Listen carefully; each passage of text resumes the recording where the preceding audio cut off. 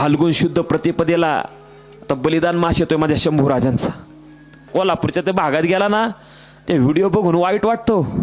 लहान लहान एवढ्या शाळेत जाणाऱ्या मुली चप्पल घालत नाही, शिक्षक घरी हाकलून देतात मुलांना, चप्पल घालून शाळेत घ्यायचं नाही.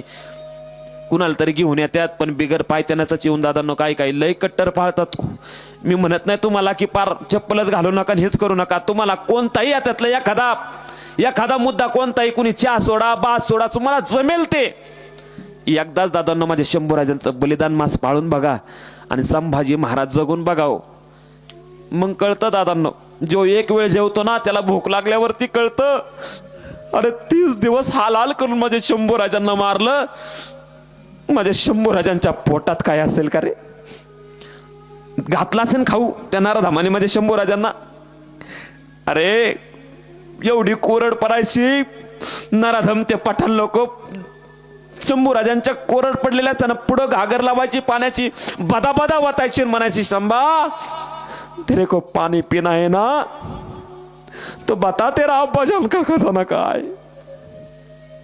तरी कचरला नाही, पोटात अन्नाचा कण नाहीये. कित्येक दिवस तहानेने व्याकुळ झालेले शंभूराजे कण भरही झुकले नाही दादांनो.